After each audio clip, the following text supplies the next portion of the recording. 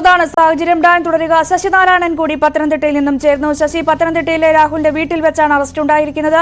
അവിടുത്തെ ഒരു സാഹചര്യം എങ്ങനെയാണ്? എപ്പോഴാണ് ഈ പോലീസ് സംഘം വീട്ടിലെത്തുകയും അറസ്റ്റിലേക്ക് അടക്കം കടക്കുകയും ചെയ്തു? നിലവിൽ ഏതെങ്കിലും രീതിയിലുള്ള പ്രതിഷേധം അവിടെ നിന്നുണ്ടാകുന്നുണ്ടോ? കോൺഗ്രസ് നേതാക്കളുടെ പ്രതികരണം ജില്ലയിൽ നിന്ന് വരുന്നുണ്ടോ? രഞ്ജന, ഇന്ന് പുലർച്ചെയാണ് കണ്ടോൺമെന്റ് പോലീസ് രാഹുൽ മാങ്കൂട്ടത്തിനെ അടൂരിലെ വീട്ടിലെത്തി അറസ്റ്റ് ചെയ്ത് ഈ സെക്രട്ടേറിയറ്റ് മാർച്ചുമായി ബന്ധപ്പെട്ടുണ്ടായുള്ള അക്രമ സംഭവവുമായി ബന്ധപ്പെട്ടുള്ള കേസിലാണ് രാഹുൽ മാങ്കൂട്ടത്തിനെ അറസ്റ്റ് ചെയ്തിട്ടുള്ളത്. എന്തായാലും വലിയ ഒരു പ്രതിഷേധം ഇന്ന് ജില്ലയിൽ ഉണ്ടാകാൻ സാധ്യതയുണ്ട്. ജില്ലയിലെ DCCP അടക്കമുള്ള ആളുകൾ ഇപ്പോൾ ഇതുമായി ബന്ധപ്പെട്ട് നമ്മൾ പറഞ്ഞു. കാരണം ഈ യൂത്ത് കോൺഗ്രസ് നേതാക്കളെയും ഈ സർക്കാർ രാഷ്ട്രീയപരമായി നേരിടുന്നതിന് പകരം ഇത്തരത്തിലുള്ള കള്ളക്കേസുകളും മറ്റു കാര്യങ്ങളൊക്കെ ഉൾപ്പെടുത്തിക്കൊണ്ട് അടയ്ക്കുന്ന അല്ലെങ്കിൽ ജയിലിൽ അടയ്ക്കാനുള്ള ശ്രമം നടക്കുന്നുണ്ട്. അത്തരത്തിലാണ് ഈ കോൺഗ്രസ് നേതാക്കൾ വ്യക്തമാക്കുന്നത്. യൂത്ത് കോൺഗ്രസ് നേതൃത്വത്തിൽ നിന്ന് പോലീസ് സ്റ്റേഷൻ മാർച്ചും ഇന്ന് ഉണ്ടാകാൻ സാധ്യതയുണ്ട്. അത്തരത്തിൽ ചില പ്രതികരണങ്ങൾ കൂടി വരുന്നുണ്ട്. എന്തായാലും ഈ അറസ്റ്റിനെതിരെ ജില്ലയിലും ഒരു പ്രതിഷേധമുണ്ട്. വ്യാപകമായ ഒരു കോൺഗ്രസിന്റെ ഒരു നേതാക്കന്മാരുടെയൊക്കെ പ്രതികരണങ്ങൾ വന്നുകൊണ്ടിരിക്കുന്ന എന്നൊരു സാഹചര്യം കൂടിയുണ്ട്.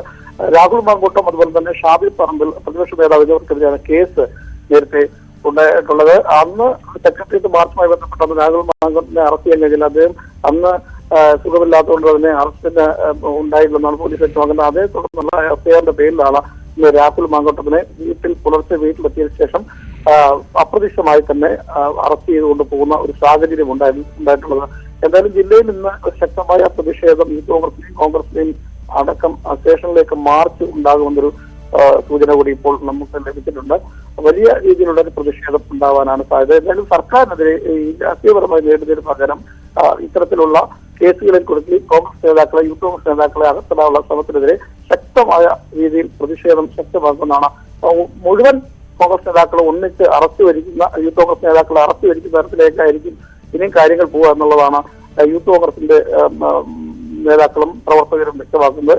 DCC പ്രസിഡന്റ് തന്നെയാണ് പറഞ്ഞത്. മുഴുവൻ ആളുകളെയും അറസ്റ്റ് ചെയ്തുകൊണ്ട് പോലീസ് പോട്ടെ, അങ്ങനെ സർക്കാരിനെതിരെ ഉള്ള കാര്യങ്ങൾ സർക്കാരിനെതിരെ പ്രതിഷേധിക്കാൻ ജനാധിപത്യ രീതിയിൽ പ്രതിഷേധിക്കാനുള്ള അവകാശമുണ്ട്. അത്തരത്തിൽ പ്രതിഷേധം നടത്തുന്നവരെ ഇത്തരത്തിൽ ഈ ജയിലിലടയ്ക്കുന്ന നടപടിയാണ് സർക്കാർ സ്വീകരിക്കുന്നതെങ്കിൽ അതിനെതിരെ രാഷ്ട്രീയപരമായി നേരിടാതെ അതിനെതിരെ ഉള്ള നടപടിക്കെതിരെ കൃത്യമായി പ്രതിഷേധം സംഘടിപ്പിക്കുകയും പോലീസ് സ്റ്റേഷൻ മാർച്ച് സംഘടിപ്പിക്കുകയും അറസ്റ്റ് വരിക്കാനും നേതാക്കൾ തീരുമാനിച്ചിട്ടുണ്ട്. രഞ്ജനി, അതാണ് സാഹചര്യം. വലിയ പ്രതിഷേധത്തിലേക്ക് പത്തനംതിട്ട ജില്ല ഇന്ന് കടക്കുമെന്ന സൂചനകളാണ് അവിടെ നിന്നും ലഭിക്കുന്നത്.